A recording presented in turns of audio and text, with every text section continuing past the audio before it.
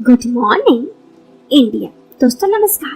दोस्तों आज की मेरी कहानी उस वक्त की है जब मैं अपने पति के साथ अपने देवरानी के घर गई थी और वहाँ कुछ ऐसा अनहोनी हुआ जिसके बारे में मैं आपको क्या ही बताऊं। थोड़ी अजीब सी है आज की कहानी, तो चलिए कहानी को शुरू करते हैं। दोस्तों मेरा नाम पूजा है। मैं अपने बारे में बताऊं तो मैं बहुत ही रोमांटिक सी लड़की थी। शादी से पहले मेरा 2 बॉयफ्रेंड था और दोनों के साथ मैंने बहुत मज़े भी लिए थे, लेकिन फिर किसी के साथ सीरियस रिलेशनशिप नहीं था कि मैं किसी से शादी करूं। इसलिए मुझे लगा कि घर वालों की मर्जी से ही शादी कर लेना ज़्यादा बेहतर है। तो मैंने अपने घर वालों की मर्जी से एक लड़का जिसका नाम रमेश था उससे शादी कर लिया। रमेश वैसे तो बहुत ही अच्छे थे, लेकिन मुझे उसका ज़्यादा अच्छा नहीं लगता था क्योंकि मैं थी थोड़ी फनी टाइप की, थोड़ी मस्ती खो, लेकिन वे थोड़े शांत किस्म के इंसान थे। मुझे उनके ये सब बदलाव बिहेवियर बिल्कुल अच्छा नहीं लगता था। इसी वजह से मैं उन्हें काफ़ी हमेशा चिढ़ती रहती थी। मैं उनसे हमेशा चिड़चिड़ा बिहेव करती थी।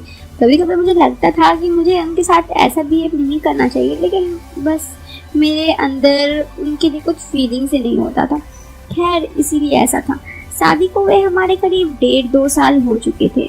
रमेश अक्सर अपने भाभी के पास जाते थे क्योंकि उनके भैया की डेथ होने के बाद उनकी भाभी अकेले ही रहती थी। तो एक बार मैंने रमेश को कहा कि चलिए मैं भी चलती हूँ। वैसे मुझे जाने का उतना मन नहीं था, लेकिन घर पे मैं बोर ही होती थी, इसलिए मैंने रमेश को कहा कि चलिए मैं भी चलती हूँ। इतना में रमेश ने कहा तुम क्या करोगी जाकर? तो मैंने कहा कुछ नहीं है, हमेशा आप भाभी के पास अकेले जाते हैं, उन्हें भी लगता होगा कि मैं मिलने नहीं आती हूँ, तो चलिए मैं भी उनसे मिल ही लेती हूँ एक बार। इतना कहने पर भावेश ने कहा ठीक है चलो। लेकिन पता नहीं क्यों रमेश का मूड ऑफ हो गया। इस वजह से मुझे आज भी समझ में नहीं आया। तो उसके बाद हम दोनों गए। भाभी ने हमारा बहुत सम्मान किया। मुझे देखकर तो चौंक गई कि अरे रमेश तुम अपनी पत्नी को लेकर आओगे, मुझे कहे नहीं थे तो मैं कुछ इंतजाम करके रखती। तो मैंने कहा भाभी नहीं नहीं, कोई इंतजाम करने की ज़रूरत नहीं, मैं तो आपकी घर की हूँ, कुछ ज़्यादा करने का ज़रूरत नहीं, मैं मेहमान थोड़ी ना हूँ। भाभी ने मेरा बहुत आदर सत्कार किया। हम लोग वहाँ 1 सप्ताह के लिए गए थे। जब से भैया की मतलब रमेश की भैया की डेथ हो गई थी, तब से रमेश हमेशा ही अपने भाभी के पास ज़्यादा 7-8 दिन के लिए। वो अकेले रहती थी, इसलिए मुझे ज़्यादा बुरा नहीं लगता था, क्योंकि अगर उनकी जगह मैं भी होती तो मैं भी ज़िंदगी में बहुत ज़्यादा मुसीबतों का सामना करती, इसलिए मुझे उतना बुरा नहीं लगता था।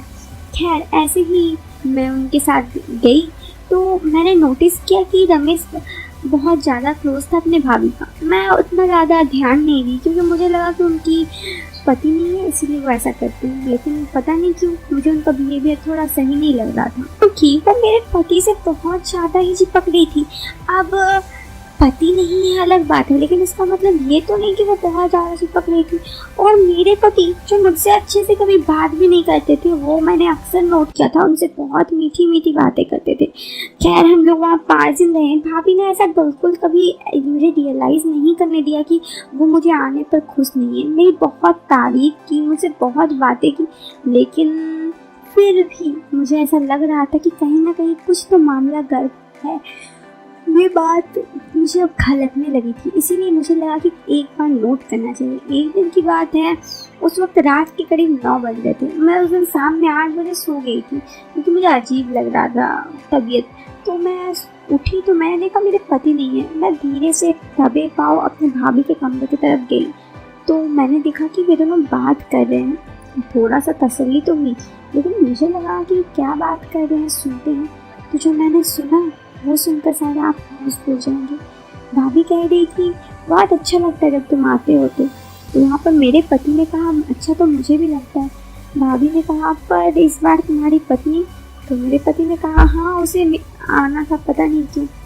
भाभी ने कहा अच्छा कोई दिक्कत नहीं, वैसे भी तुम्हारे पत्नी के होने के बावजूद हम दोनों मिल तो रहे हैं और तुम तो चाहते हो कि मैं तुम्हें खुश करूँ, तो मैं तुम्हें खुश कर रही हूँ ना। भाभी की बातों पर मेरे पति ने कहा खुश जाने मन, तुम्हारे बातों में और तुम्हारे ख्यालों में तो मैं कभी भी खुश हो जाऊँ। और तुम्हें पता है मेरी पत्नी से ज़्यादा तो मुझे तुम पसंद हो। मेरी पत्नी हमेशा मुझसे चिढ़ती रहती है, चिड़चिड़ापन दिखाती रहती है, और तुम जाने मन इतनी प्यासी, इतनी मदहोश रहती हो। मुझे देखकर मुझे बहुत अच्छे लगते हैं। काश कि मैं तुमसे ही शादी कर लेता। इस पर भाभी ने कहा पर तुम्हारी पत्नी? इस पर मेरे पति ने कहा, बस इसी वजह से तो मैं तुमसे शादी नहीं कर पा रहा जाने मन, लेकिन फिर भी मैं तुम्हें खुश करने के लिए आता रहूँगा, चिंता मत करो। कभी ऑफिस का बहाना लेकर, कभी कुछ ऐसे ही। अभी 2 दिन और है ना मैं यहाँ पर, 2 दिन में भी तुम्हें मैं खुश करके ही जाऊँगा। मुझे ये सारी बातें अपने कानों पर यकीन नहीं हो रही थी। मेरे पति का अफेयर भाभी के साथ, मैं कभी नहीं सोच सकती थी। मैं चुपके से उनकी बातें सुनकर फिर से दबे पाँव जाकर कमरे पे सो गई। मुझे लगा कि नहीं, ये सब बातों को कुछ ना कुछ मुझे प्रूव रखना चाहिए। उसके बाद मैं जब सुबह रात में, उस वक्त करीब 12 बज रहा था, मैं खाना वाना खा के दोबारा सो चुकी थी। मैंने कहा था मेरे पति को कि मेरा तबीयत ख़राब कर रहा है, तो मैंने देखा मेरे पति उठकर चले गए। उस वक्त रात के 12 बज रहे थे। मैं 10-15 मिनट बाद धीरे धीरे दबे पाँव अपनी भाभी के कमरे पर गई, तो वहाँ पर जो मैंने देखा वो देखकर मैं दंग रह गई।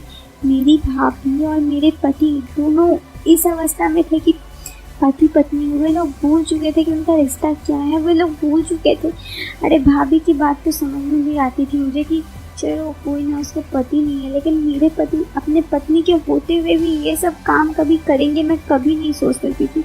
मुझे बहुत बुरा लगा, इतना बुरा कि मुझे लग रहा था कि मैं वहाँ से तुरंत निकल जाऊँ। उसके बाद मुझे लगा कि यहाँ से चले जाना ही बेहतर है, तो मैंने अपने पति को कहा कि इस दिन सुबह की मुझे वहाँ जाना है, कुछ काम है, मतलब घर। तो मेरे पति कहने लगे तो ठीक है तुम चले जाओ। मैंने कहा कि मेरी तबीयत ख़राब है, आप भी चलिए ना। इतना में भाभी को गुस्सा आने लगा मुझ पर। समझ तो मैं भी रही थी क्योंकि भाभी नहीं चाहती थी और मेरे पति भी नहीं चाहते थे। मैंने कहा चलिए ना, बहुत ज़्यादा ज़रूरी काम है। इस पर मेरे पति मेरे साथ आ गए। उस दिन 2 दिन के लिए तो मैंने बचा लिया, लेकिन मुझे पता था कि मेरे पति फिर जाएंगे, और वही हुआ भी। फिर मेरे पति ने इस बार कहा कि कुछ काम के सिलसिले में मुझे बाहर जाना है। बहुत ज़्यादा बुरा मुझे भी लग रहा था। मेरे पति मुझसे धोखा देकर ये सारा काम करे तो बुरा तो मुझे लगेगा ही ना। खैर मैं कर भी क्या सकती थी।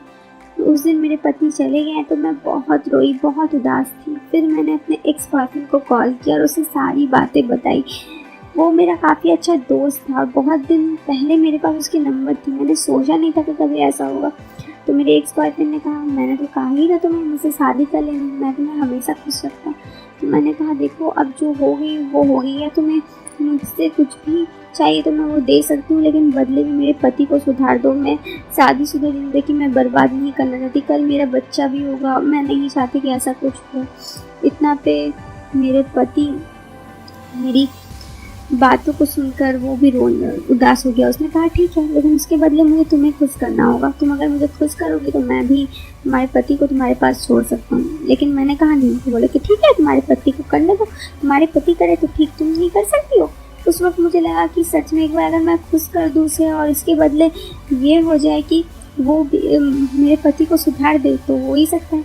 इस पर मेरे पति के जाने के बाद मैंने अपने एक्स बॉयफ्रेंड को बुलाया अपने घर पर, क्योंकि मेरे घर पर कोई रहता नहीं था, और मैंने उसकी बातों के अनुसार उसे खुश कर दिया। वो सब कुछ दिया जो एक पत्नी अपने पति को देती है, और बदले में उसने कहा था कि मेरे पति को वो मुझसे पास वापस कर देगा। पता नहीं कैसे, लेकिन उसने मुझे कहा था कि प्लान है।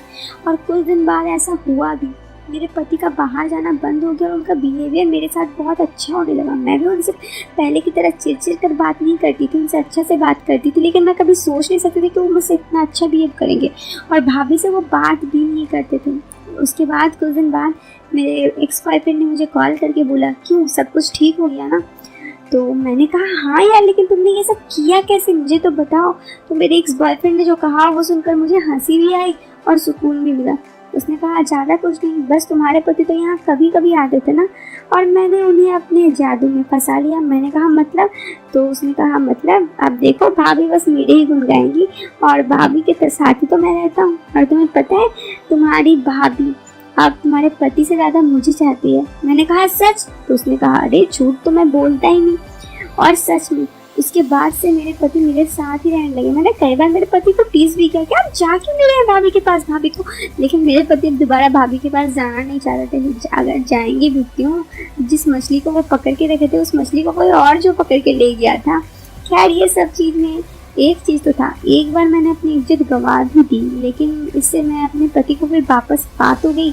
और मेरे पति भी अगर वो सब कर सकते थे तो मैंने भी किया। आखिर मुझे भी अपने पति को वापस ही लाना था। दोस्तों इस छोटी सी कहानी से मैं आपको ये बताना चाहती हूँ कि कोई अगर आपके चाहने वाले के पास आ जाता है तो अगर आप अपने चाहने वाले से उसको चिढ़कर बात कीजिएगा ना तो वो आपसे दूर चले जाएंगे। और भी इसीलिए उस टाइम पर उस चीज़ को हैंडल कीजिए शांति दिमाग से कि आप क्या कर सकते हैं।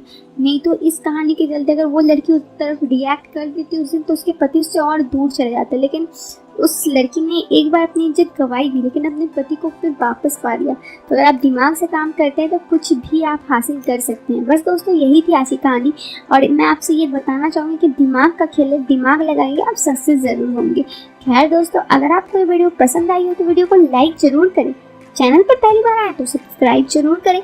हम आपसे मिलते हैं फिर एक नए वीडियो में। बाय दोस्तों, टेक केयर, जय हिंद, वंदे मातरम।